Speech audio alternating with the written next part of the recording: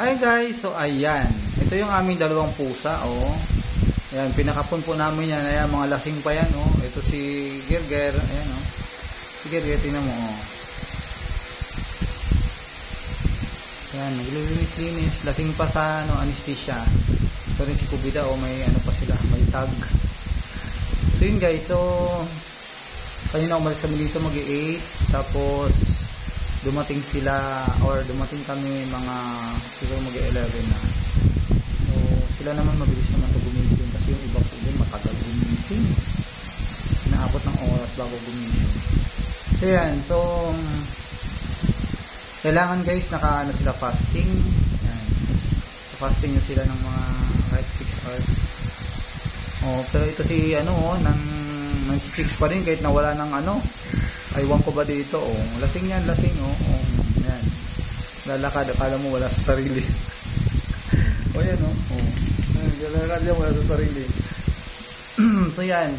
So yung low-cost couple po natin ay 650 sa lalaki at 850 sa babae. Tapos yung kanilang slot, kung na nagpa-register ka sa FB nila, hindi po yung binabawas kasi sa slot daw yun. Kasi slotting po eh. Kung wala kang slot, eh, hindi ka pwedeng pumunta doon. So yun, may registration na 200. Tapos bumili kami ng, oh yan, oh, kinamas ko bilang. Kasi yan, So yan, tapos bumili kami ng pang ano sa sugat, pang spray na 150.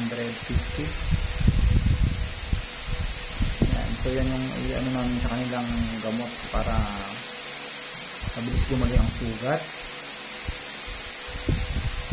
Tapos ayan, medyo ayun, pumasok na kasi si Gerger panay ang ano eh. So dito muna sila kasi kailangan nyo, sabi nga ng ano doon, hindi daw ikukulong, kailangan medyo kalaya sila para yung ventilation ba yan, at saka baka daw mabasa ng ihi yung kanilang sugat, baka magkaroon pa ng magkaroon ng infection. Then guys, so ayan, pag nagpa-ano kayo, nagpa-kapon, ayan, so, try nyo po yung ano sa FB po kasi ano, mura po siya. Ayan, yung iba po kasi may mga check-up pa po kayo, umabot ng libo yung ano.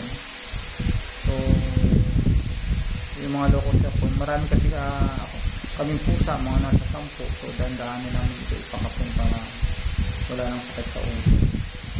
So yun lang guys. Ayan, huwag niyo po kalimutan i-like, i-subscribe ang aking YouTube channel.